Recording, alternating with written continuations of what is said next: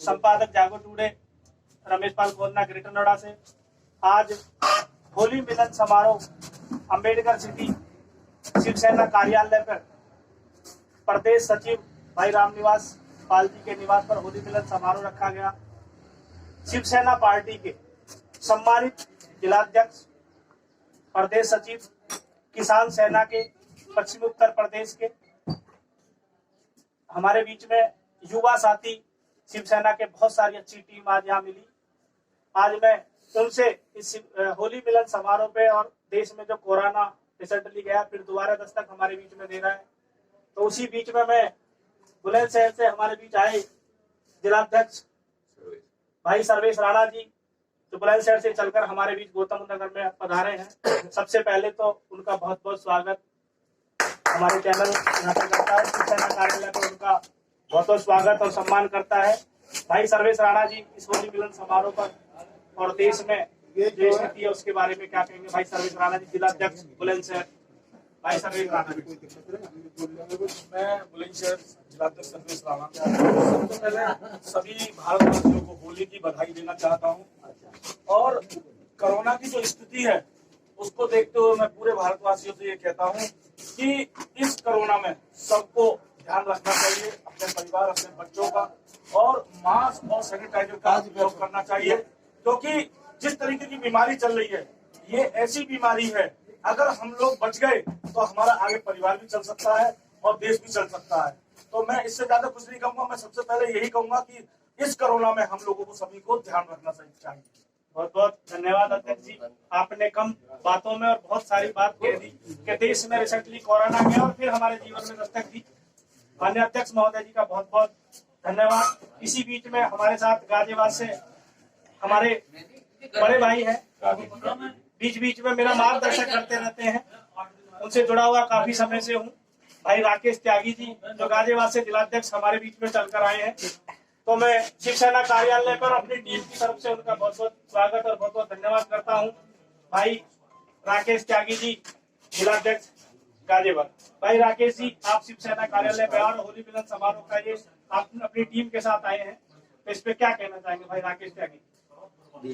मैं देश के सभी नागरिकों को होली की हार्दिक शुभकामनाएं देता हूं और मैं प्रधानमंत्री जी से ये पूछना चाहता हूं कि जो आज बंगाल में, पांडुचेरी में, असम में चुनाव चल रहा है, वहाँ कोरोना नहीं है, सभी जगह कोरोना है। क्या कहानी है? कोरोना सारे देश में फैल रहा है और फिर वहाँ कोरोना नहीं है। इसके बारे में थोड़ा सा बताया कि वहाँ इतनी भीड़ हो रही है, रैली हो रही है, वहाँ कोरोना कहाँ चला गया?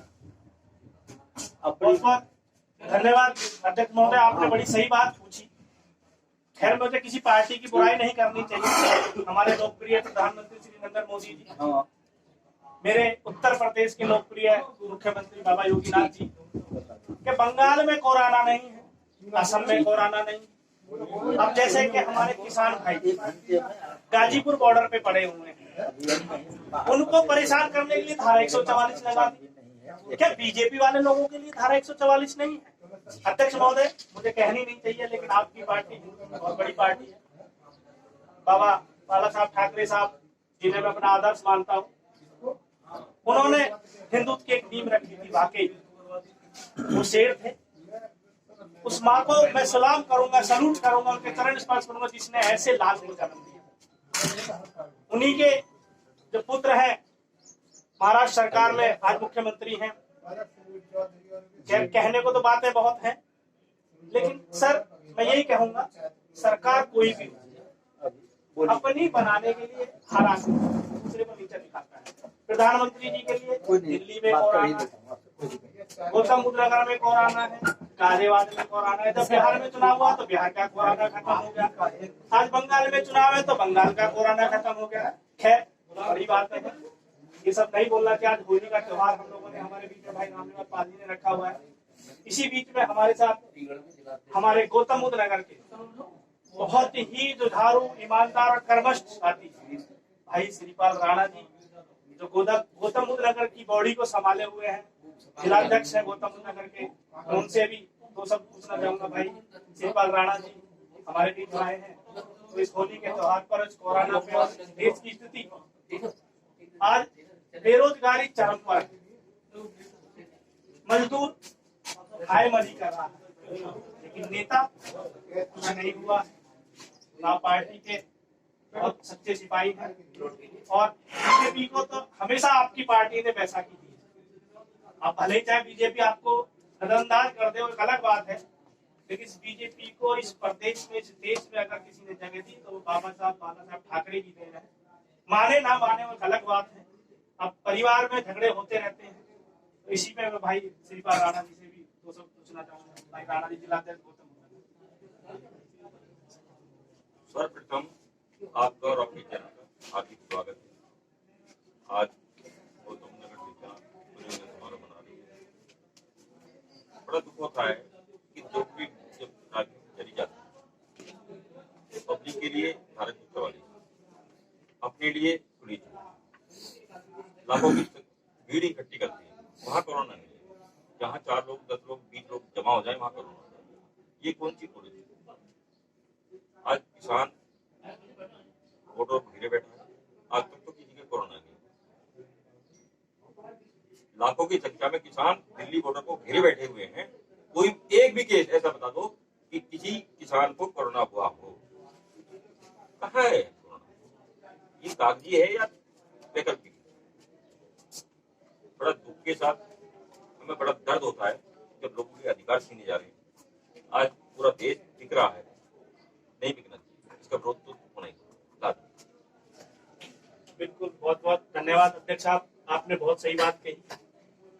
मैं तो यही कहूंगा कि आप सरकार में बैठे हैं, और महाराष्ट्र वो प्रदेश है जो अपने आप में एक अलग पहचान रखता है, और वहाँ आप फुल बहुमत के साथ सरकार में बैठे हैं, मुख्यमंत्री साहब बैठे हुए हैं। अगर वो लोग पहल करें तो मुझे लगता है कि कुछ ना कुछ सुधार हो सकता है। इसी बीच में हमारे साथ, जिनका मैं बहुत बहुत शुक्रिया, बहुत बहुत धन्यवाद करता हूँ, किसान नेता, किसान सेना के हमारे बीच में हमारे पितातुल बुजुर्ग श्री जयराम बंसल जी हमारे बीच में आए हैं। 4 महीना हो गए हैं किसान बॉर्डर पे परेशान, सारे काम धंधे छोड़ के 3 काले कानून की लड़ाई आप लोग लड़ रहे हैं। माननीय बंसल जी, इस पे मैं आपसे जरूर और ऐसे शब्द सुनना चाहूंगा कि मेरे चैनल के माध्यम से, कि सरकार में तानाशाही, हिटलरबाजी जो हो रही है, देश में जवान और सीमा, देश में किसान और सीमा पे जवान का जो नारा हमारे देश में दिया गया था, संविधान में भी डॉक्टर भीमराव अंबेडकर साहब ने संविधान में भी हमारे किसानों के लिए एक अलग वो बनाया था। लेकिन आज क्या हो रहा है, ये तानाशाह सरकार हमारे किसानों की बात नहीं सुनने को राजी है, अलग अलग उनमें फंसा रही है, उनके ऊपर आरोप लगा रही है। बड़ा दुख होता है, कभी कभी मन बड़ा रोष होता है ये सब देखकर। तो मैं जयराम बंसल जी से, जो किसानों की आवाज उठाने वाले हमारे बीच में, हमारे पितातुल बुजुर्ग जयराम बंसल जी आए हैं, तो मैं अपने चैनल के माध्यम से उनसे पूछना चाहूंगा कि ये कानून जो सरकार ने बनाए, तो आप क्या कहना चाहेंगे? मैं अपने चैनल को धन्यवाद करता हूँ। इतनी मेहनत कर रहे हैं बेचारे, किसान सेना की भी मेहनत कर रहे हैं, चैनल वाले सारे बेचारे सब यहाँ पे लगे पड़े हैं।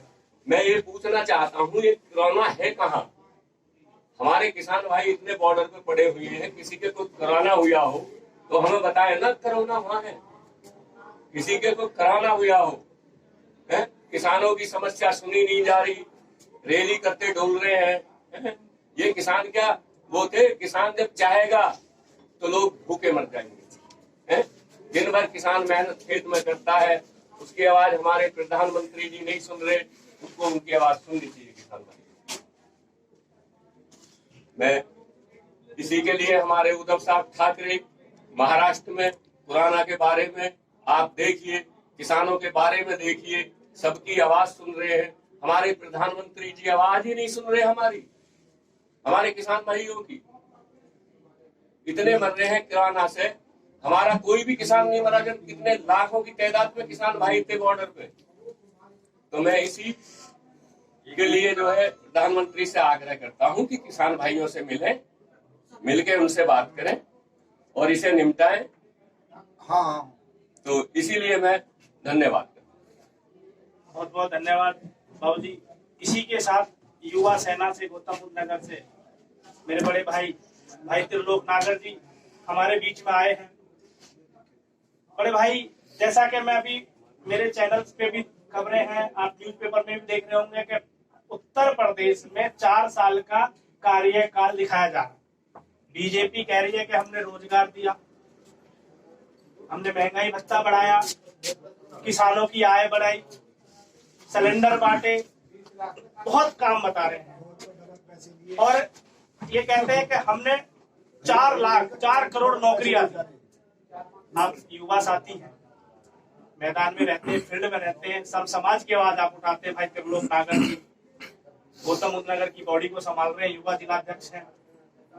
क्या वाकई में ही युवाओं को रोजगार मिला है? खासकर मैं अपने अगर एनसीआर की बात करूं, गौतम बुद्ध नगर की बात करूं, मेरे यहाँ क्या बच्चे पढ़े हुए नहीं?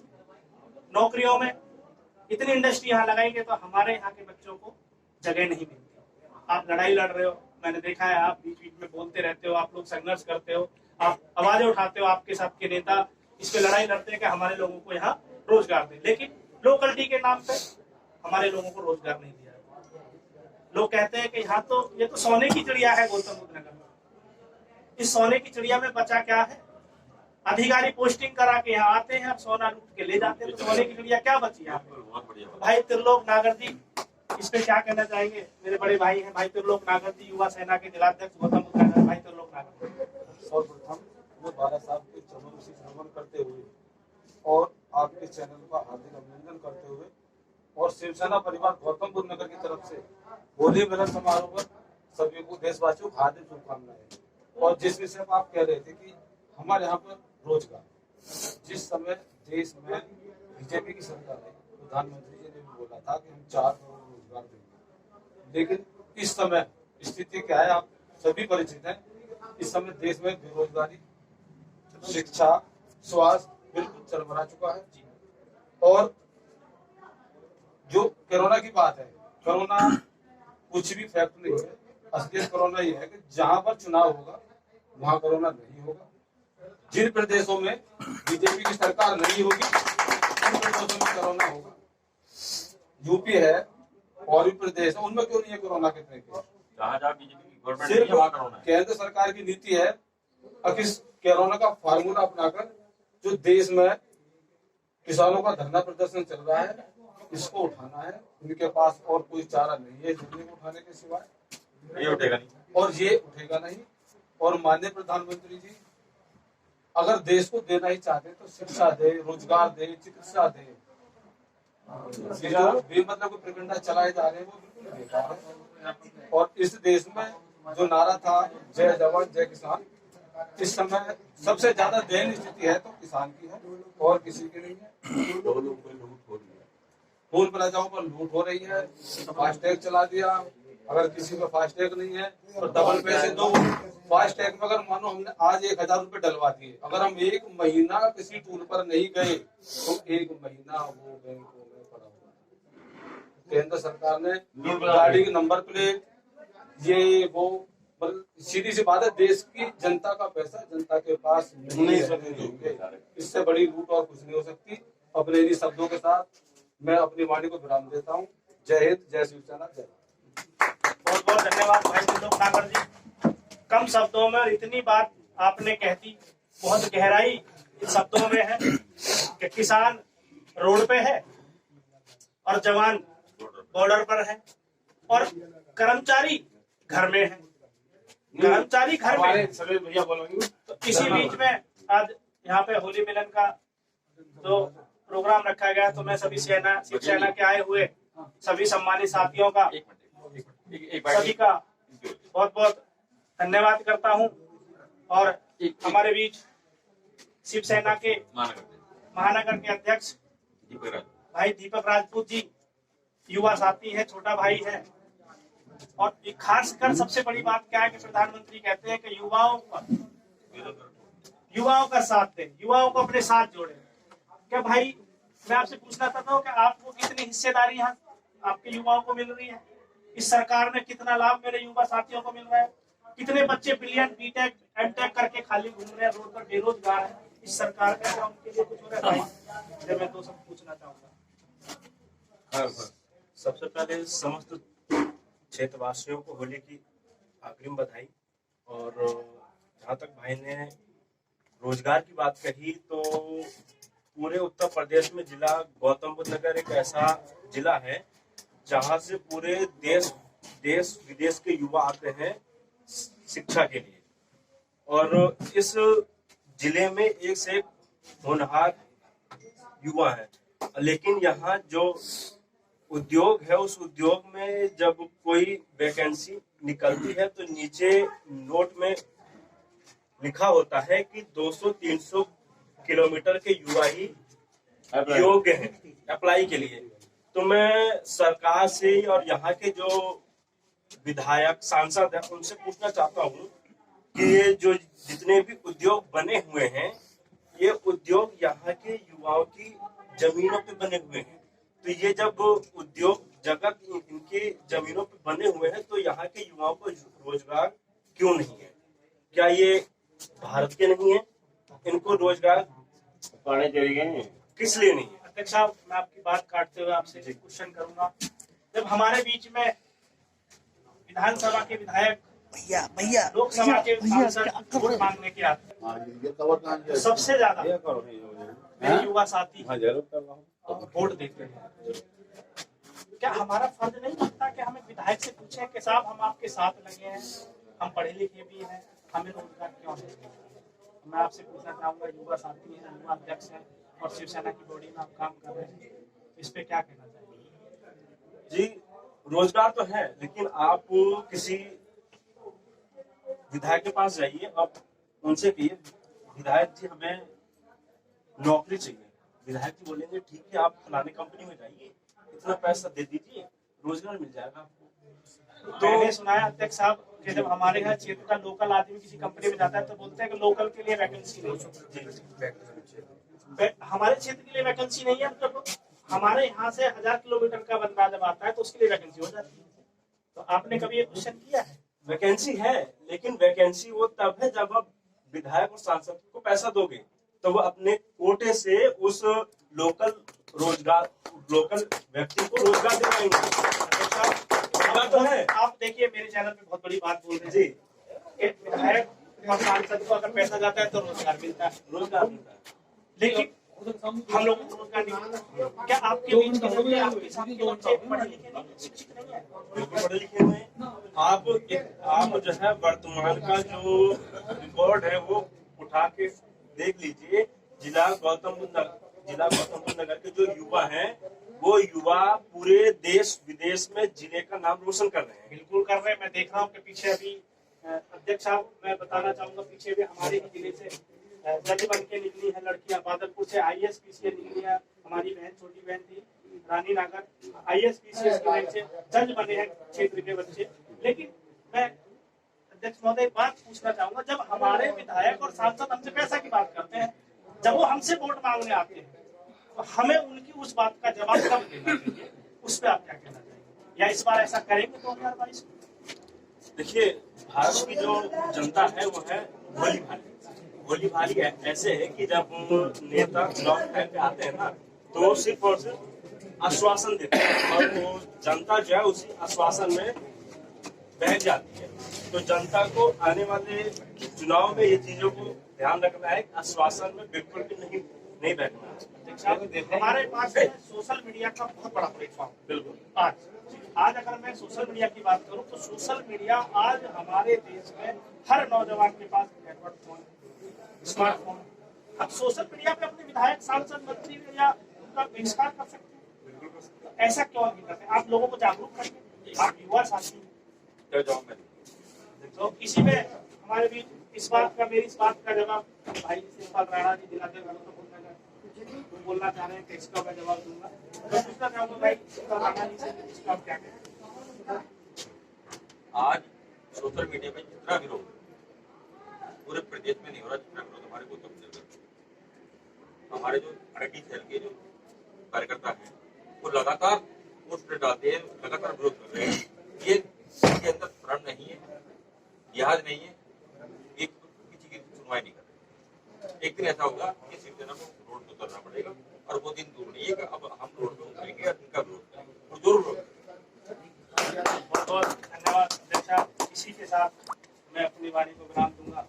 रमेश पाल खोदना, संपादक जागो पूरे, ग्रेटर नोएडा, गौतम।